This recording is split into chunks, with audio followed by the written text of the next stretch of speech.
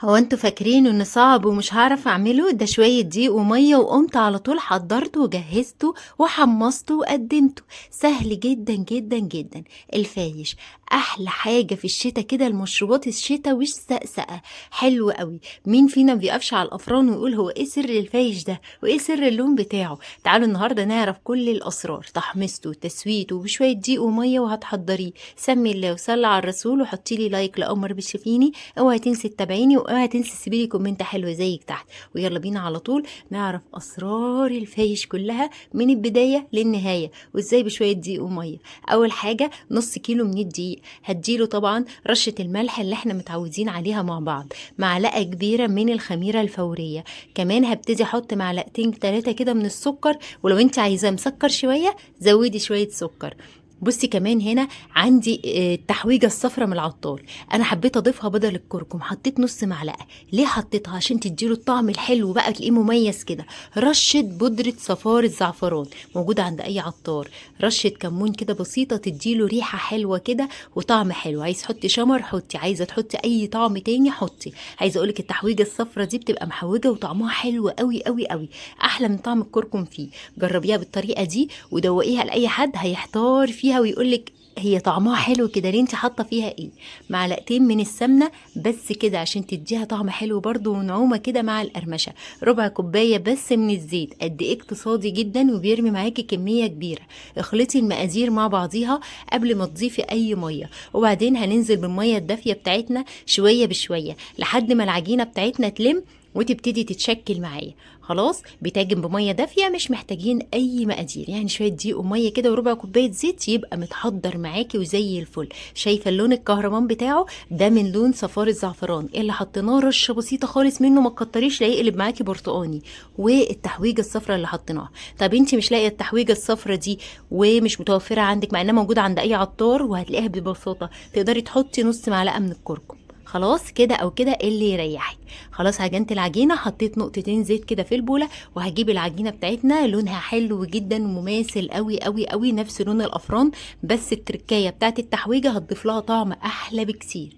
هسيبها بقى تخمر وترتاح وتاخد وقتها كده، يعني بس مش كتير قوي، يعني هقولك في حدود 20 دقيقة، ما تسيبهاش تتفخ قوي قوي يعني زي المعجنات التانية. 20 دقيقة كده وتعالي نرجع نعملها مع بعض على طول.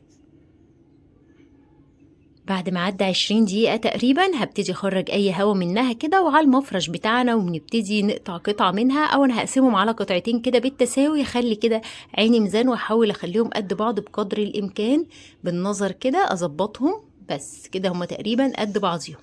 خلاص ونبتدي بقى ايه نفردها بالنشابة بتاعتنا، وهقولك بقى تلفيها ازاي وازاي تطلع معاكي من جوه تحس ان انتي لفة كرواسون بالظبط من كتر ما هي مظبوطة معاكي. لفتها او فردتها بالشكل اللي انت شايفاه ده، وهاجي اقفلها بقى زي ما بتلفي رغيف الفينو، بس كل لفه بتقفيله. بصي صوابعك تضغط مع كل لفه كده تقفل، ضروري ضروري الحركه دي عشان يديكي من جوه شكل التوريقه اللي بتشوفيها في الفايش. وبعدين قفليه كويس جدا، وابتدي قفلي الطرفين برضو بالشكل ده اهو، ما تسيبيش اي حاجه مفتحه فيه، وانقليه بالراحه خالص في صاج مدهون دهنه بسيطه جدا من الزيت. خلاص بصي ظبطيه كده وخليه كله سوا واحد اهو، نقلته هنا وظبطي بايدك كده خليه كله نفس الشكل. القطعه التانية من العجين وبنفس الطريقه هنفردها ونقفلها بنفس الشكل. طول ما انت بتقفلي، طول ما انت بترولي، طول ما انت بتقفلي بايدك الرول اللي بتعمليه. خلاص قفلي كويس جدا اهو، تقفلي كويس قوي. وبرضه على الصاج بالشكل اللي انتي شفتيه معايا ده، واهم حاجة الطرفين دول يتقفلوا تماما عشان لما تيجي تقطعي الفايش بتاعك يكون شكله مظبوط معاكي اهو. قفليهم حلو جدا، وعشان لما يخمر ما يفتحش معاكي كمان. خلاص ننقل ده كمان على الصاج، واقول لكم بقى مدة تخميره قد ايه. ده بقى بتحطيه في الصاج وتقريبا بتسيبيه يعني تحسي كده انه تضاعف حجمه، يعني اتنفخت اكتر من كده، مش لسه رفيع. شوفي بقى هياخد معاكي وقت قد ايه، لان الجو ساقع، ممكن ياخد من نص ساعه لساعه على حسب. فهغطي عليه واسيبه لحد ما انتفخ معايا بالشكل ده. ما بدهنوش اي حاجه، وبدخله الفرن على درجه حراره 160 ل 180 بالكتير، حسب حراره الفرن بتاعك هاديه او عاليه، من 160 ل 180. بشغل الفرن من تحت بس في البدايه، وبسيبه لحد ما يستوي كده، والاقيه استوى اروح مشغله الشوايه عليه حاجه بسيطه ياخد اللون المحمر. طلع معايا بالشكل الخطير قوي ده. اوعي تقطعيه دلوقتي وهو سخن، سيبيه يبرد، ضروري تسيبيه يبرد عشان ما يطلعش معاكي فروله. بصي يعني ممكن تسيبيه ساعتين 3 4، مش مشكله، ما يجراش حاجه، هيتقطع. كل ما هتسيبيه كل ما يتقطع. بصي انا عايزه اطلعه من الصاج بس سخن جدا. كل ما تسيبيه كل ما التقطيعه بتاعته هتكون احسن ومظبوطه اكتر. خلاص، يبقى ضروري يا جماعه يبرد الاول. ههويه، وبعد ما يخلص بقى السخونيه اللي فيها، اروح مغطيه عليه وسايباه يبرد براحته خالص ساعه 2 3. مهم يبقى بارد قلبا وقالبا. خلاص برد معايا تماما. خلاص هبتدي اقطعه. طبعا لو عاملاه الصبح قطعيه على العصر كده هيبقى زي الفل معاكي، عاملاه على العصر قطعيه بالليل، وهكذا. هبتدي اقطع. هنا بقولك لازم السكينه تكون منشار، السكينه اللي هي بتاعه الكيك والمخبوزات، عشان تطلعه معاكي متقطع من غير اي فروله.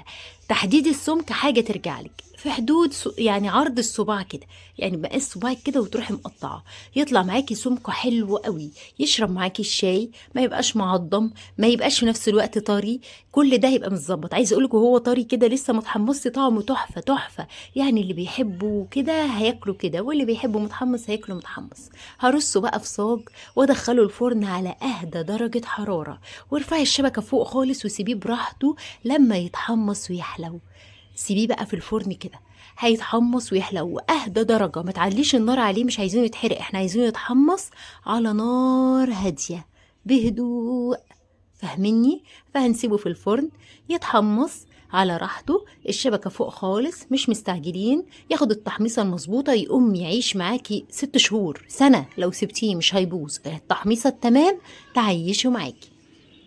بس هدخله الفرن، وما يخرج من الفرن ارجع اوريهولكوا قد ايه محمص ومقرمش، ويعيش بقى زي ما يعيش، واعملي كل الكميه اللي انت عايزاها، كلي براحتك واركني وهادي. في ناس بتعشقه كده وبتحبه قوي، مش عارفه الطريقه. النهارده انا قدمت لكم كل تفاصيله. بصي من جوه زي الكرواسون، لفته مظبوطه، لونه مظبوط، تحميصه 100 100. كلمه السر النهارده هيبقى فايش 100 100، فايش 100 100.